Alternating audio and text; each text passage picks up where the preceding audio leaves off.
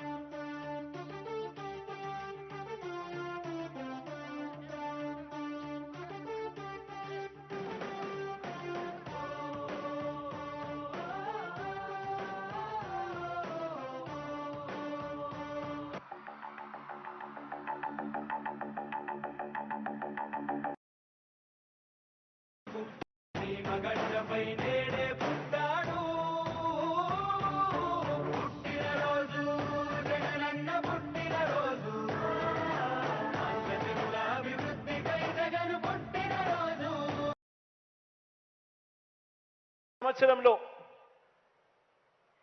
ఈ గవర్నమెంట్ బడులలో చదువుతా ఉన్న 8వ తరగతి పిల్లలకు అక్షరాల 4,35,185 మంది పిల్లలకు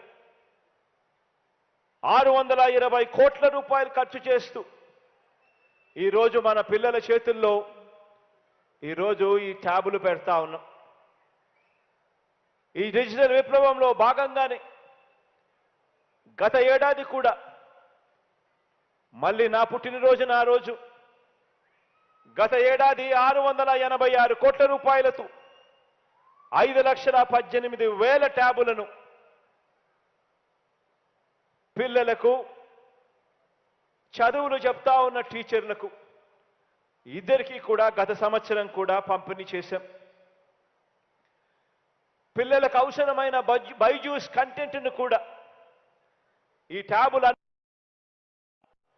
ఆఫ్లైన్లో సైతం పనిచేసేట్టుగా ఇవన్నీ కూడా అప్లోడ్ చేసి మరి ట్యాబులన్నీ కూడా ఇస్తా ఉన్నాం.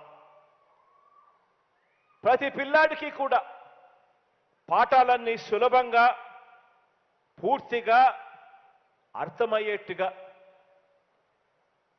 కష్టపడకోకుండా కష్టాన్ని కాస్తో కీస్తో తగ్గించే కార్యక్రమం చేసేట్టుగా, సులభంగా అర్థమయ్యేట్టుగా ఈ ట్యాబ్లో బైజూస్ కంటెంట్ను కూడా లోడ్ చేసి పిల్లలకందరికీ కూడా అండగా నిలబడతా ఉన్నాం.